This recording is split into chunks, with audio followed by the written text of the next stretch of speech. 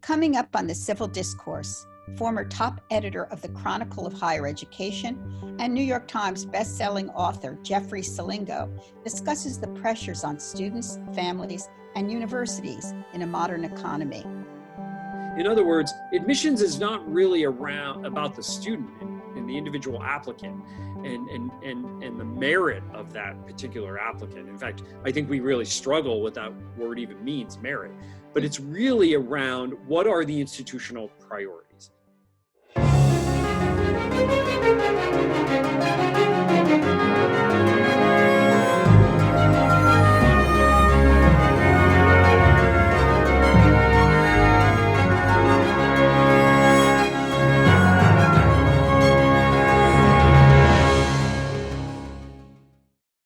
Hello and welcome to the Civil Discourse.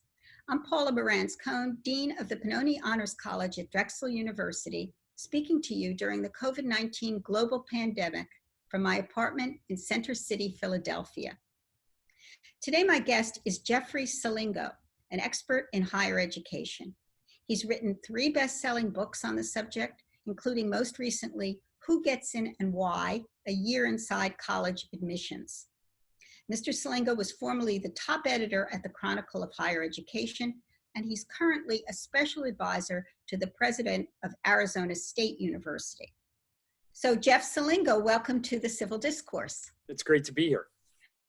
One of your areas of focus is the future of higher education, the future of the university, and a question that is even more pressing now with the pandemic that has possibly change the shape of the future of higher ed. Can you tell us what you think would be some of those changes, perhaps that have been in the making and that have been accelerated now that we're all online during this period? Well, online is a piece of this, right? Online education, I think, has always been seen, unfortunately, in my opinion, as kind of a second or third rate alternative to face-to-face education. And I think what we've seen as everyone from Harvard all the way down to local community college has gone online, people are now starting to see, both from the institutional point of view, but also from students and faculty, that there are advantages to being online. One of the far-reaching changes, one of the changes I think will stick from this, is that some faculty members, increasing numbers in my opinion, will see what works online and what doesn't. And we're going to start to see much more online-only classes and many more hybrid courses. In other words, courses that are partially done online and partially done face-to-face. To me, that may be the biggest change that comes from this pandemic. Well, this has been moving in this direction for some time, and I guess you've been an advocate for at least hybrid learning for some time. But as you say, this has accelerated it. I wonder if we risk going too far in the other direction, of having too much dependence on online, of finding it easier, because in some ways it is easier once you get used to the technology, but losing something vital but ineffable in the process. It's definitely a risk, and there's huge equity issues as well in terms of both faculty members, but also students who can access the technology and a space at home in order to do it. So I think that there's definitely a risk of going too far, but in many ways, I think the adoption of online technology to help students, particularly place-bound and time-pressed working adults, who really need to upskill or reskill, particularly in this economic downturn because of the pandemic, really requires our institutions to think differently about how they deliver education, and online and hybrid need to be a part of it. To me, in a perfect world, we would have a nice mix, maybe even a third of online, a third of hybrid, and a third of face-to-face instruction, because as you mentioned, there are huge advantages to learning in person, to learning from one another. Some of that can be replicated online, but not everything. So I think, again, one of the things I see coming out of this pandemic is helping institutions accelerate that change. You know, it's interesting, though, you speak about equity on the side of the technology.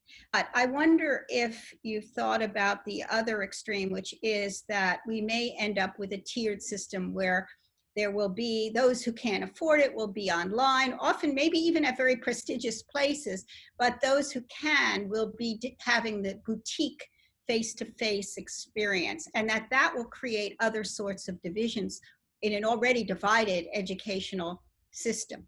Yes, and to be clear, I don't necessarily think that equity is on the side of technology, as I mentioned. And I do fear and I do worry that we have to be careful that in our thirst, in many cases, to reduce the rising cost of college, we see technology as kind of that silver bullet solution, and it's a solution. I don't think it's a silver bullet solution. But what ends up happening is that we think it's less expensive, or that we could charge less for online degrees. And as a result, we do create a two-tiered system where those who can afford a boutique face-to-face education will pay more. And those who can't will be kind of forced to do online education. In many ways, we already have that two-tiered system now. The nation's most selective public and private colleges by far enroll mostly in their face-to-face courses, far more students from the top of the economic pyramid in the US than from the bottom. And we're already seeing that two-tiered system in face-to-face education. And I hope that we don't replicate that as we think about ways that technology can bend the cost curve in higher education. It's interesting because our society seems to always think of ways of reinforcing those divisions. You mentioned the high price of higher education. It is true that we tend to think that online education will reduce that cost, but that is also because there wouldn't be the programming and the facilities and so forth that we associate with face-to-face. But the high price of higher education goes beyond that. I mean, I know that that's something you've thought about. Do you think that this is a bubble and that it will be reduced, even if we were to go back to a largely face-to-face encounter? More people around the world need a post-secondary education than ever before, given the skills and the knowledge that is needed to keep up in this 21st century economy. And higher education is the way that we provide that. As a result, I think that we need to figure out more equitable ways to deliver education. We know that people with college degrees make more money and do better in their careers over their lifetime. So we know that at least up until now, a college education has been critically important. Where I really think we need to rethink that college education is it doesn't necessarily need to be a 4-year degree or a 2-year degree. We should rethink how we can provide different forms of that. And we've been talking a little bit about that in terms of hybrid or face-to-face, but also different types of credentials. For example, we might need shorter credentials that are more skills-based, that allows somebody to get a job. And then as they continue in that job, they go for more credentials within that job, and eventually those credentials stack up, and maybe that equals a 2-year degree or a 4-year degree. There's no special reason that we need to take time off to go to school, whether it's for 2 years or 4 years, or if you think of graduate school, again, taking time off from whatever we're doing. I think that we should start to think about new types of credentials, micro-credentials, and a number of schools are experimenting with this, where in the course of a couple of weeks or a couple of months, we can learn the skills and knowledge that we need, knowing that we're always going to need to go back to upskill, and that those new credentials, while we're working and earning money thus, we can get those skills and training that will. Right, but of course that's not education in the sense that I knew it going into the university. It's vocational training, so to speak. And the idea of taking time off and going for 4 years to college was once about going into a sort of ivory tower environment. I think that has largely disappeared, except in some small liberal arts schools that may be closing in the wake of the pandemic. And I wonder what you think about that. And I guess to add to that, the role of the humanities, which I associate with that kind of education. It's not bottom line. It's not related to skills that are measurable. Where does that fit? And has our society lost its sense of the importance of that to its detriment? Well, I think it has been to our detriment. And I think, by the way, we can do both. I don't think this should be an either or proposition, right? That we educate people for a job or for life. We can do both. And in fact, when you talk to employers, mostly they want people with what they call the soft skills, the ability to communicate, the ability to problem solve, the ability to work in teams, all skills that we classically associate with the liberal arts and with the humanities. Part of the reason I think that there's this push toward vocational education is because colleges and universities have become so expensive, and that when you look at surveys of incoming students, for example, the number one priority, the number one thing they want out of their higher education these days is a job, because they know they're going to be paying a lot of money and going into debt to pay for that higher education. Part of that, I think, is the fault of higher education, the increasing costs. And some of that, I think, are costs that higher education has put on itself. But also as a society, we have moved away from this idea that education is a public good. We really think of it now as a private good. We think that higher education in particular, because it provides you more money over the course of your lifetime, we think individuals rather than society should pay for that. And that's why I think we've moved over the last couple of decades, particularly, into this more vocational lens of higher education. Very interesting. It reminds me of healthcare, right? Yep. It's the same equation where, we're thinking about individuals and instead of thinking of it as a public good, but then we'd have to start thinking about what that public good actually is. And, it's interesting that you said we have to keep the humanities because that's what employers want. So you're talking in the terminology of the marketplace, which is interesting. Well, and I think it's important because I don't think faculty often enough, particularly in the humanities, do that. When I talk to humanities faculty, they talk about the learning outcomes of their courses. Sometimes they don't even talk about them in terms of learning outcomes, but they talk about the skill sets that their students are walking out the door with. Number one, they don't help their students translate those skills for the workforce. And I think that's one thing the humanities and institutions need to do. In other words, what did I learn in this history course or in this philosophy course that will help me in the job market? And second, I think that they really do need to sell the humanities in a different way in terms of the job market. I think that if humanities faculty in particular think that their job is also to get students a job in addition to providing them the broad education that they're going to need for their lifetime. If they think they need to do both, I think in the long run, the humanities will be better off. Maybe so. I'm not sure I agree with you. And I actually think that humanities professors are doing a lot of that now, in some ways to the detriment of the humanities. But we'll move on because we'll agree to disagree, because sometimes I feel it's better to think not of the end. We've lost sight of the joy of learning in some ways. And I wanted to talk about your book, Who Gets In and Why, because I think it connects to this. This is a book you wrote about applying to college, essentially. And in light of some of the scandals we've seen about gaming the system and so forth, I wonder what you think about that and the whole sense in which students are thinking about getting into college as a kind of credentialing. When you said that college education is very important, it's hard to know whether it's very important because of what you learn in college, and that would be some skills-based elements, or because it gives you, if you're already, if you're going to major in English or you're going to major in sociology, whether it's the credential then that will become valuable to you when you get out into the workplace. And if it's the credential, that there's something wrong with that, it seems to me. And yet it's probably always been the case.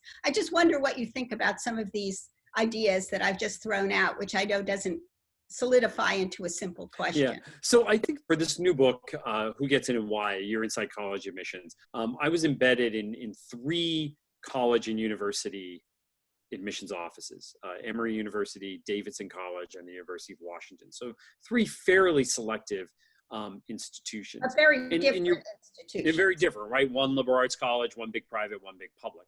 But partially what I think we're seeing, and you see this in applications to colleges and universities, that the most selective colleges and universities, what we sometimes refer to as the elite or the brand name institutions, the top ranked institutions, their applications have been rising incredibly in some cases over the last 10 or 20 years, because we tend to think of selective colleges as having some sort of signal in that job market. In fact, employers sometimes only recruit students at these selective colleges because they think, well, the admissions office did the work for me 4 years earlier by selecting who they thought were the best students. And what you find in the time that I spend inside these offices, the colleges and universities are picking students or choosing students that comport to their priorities as an institution. In other words, admissions is not really about the student and the individual applicant and the merit of that particular applicant. In fact, I think we really struggle with that word even means merit, but it's really around what are the institutional priorities. A large part of that is obviously the students you bring in, and because of that, that's how they're picking their student body. So they're trying to round out the class is what trying to round out the class, but do you really think, is there really a big difference between the student that Emory University admits and Davidson University or college admits? I mean, no, and in fact, you could take a significant portion of the incoming class at any selective college and switch them with another selective college, and you wouldn't really even know the difference. But it's why these elite employers tend to go to these elite institutions to recruit, because they think that those institutions have done the job for them in terms of, eventually who they're going to hire 4 years later. So what would you tell a high school student and their parents as they embark on what has become the most fraught sort of process in thinking about where to go, visiting the schools, applying, writing those college essays about oneself, which I also want to ask you about because I think that's an interesting phenomenon, the self-promoting essay, which has become de rigueur and which I actually think, speaking to some of my students, has had some sort of an effect on the way students see themselves on into the future, because they've had to, at a very early age, articulate something which perhaps should not be articulated at that point in time. What are your thoughts on the whole process of applying? And I know this is something you've written at length about. Yeah, and so I think that we've put way too much pressure on students and parents, particularly students. I think that they put a lot of time, effort, and energy into getting in, and they don't spend enough time on what they're going to do once they're there. Yeah. Beyond that, it's really how you go to college that largely is going to determine, and how you go, the majors, the classes you take, the mentors you find, both among the faculty and staff, the network you develop among your classmates and maybe even faculty and staff. All of that is what's going to help you launch into your career afterwards. It's not just the degree. Yes, a degree from Harvard or Yale, or you insert name of elite college here, obviously helps a little bit. But in the end, it's really the student and the person that comes out of that institution in the long run. That institution might help them get their first job, but the fifth and sixth job is going to be much more dependent on how that student went to college. I agree with you, and yet the feeling at the time of parents and their children when they're in seniors or juniors and seniors in high school is frantic. Yep. Right? And I'm sure you've dealt with that in your capacity as a writer and as a consultant. And how do you think we can calm that down in our society? I mean, it's also connected to class divisions and so forth as well in our society. Well, and it's a big piece of that, I think, because we think that opportunity is increasingly scarce in this country, and I think particularly among upper middle income and wealthy families. We don't want our kids to end up on the wrong side of the economic divide. And so I think there's a lot of pressure, particularly in kind of these, and I see this in some of these suburban schools and obviously in private schools and other places where there's so much pressure because everybody kind of wants to keep their economic standing in the world.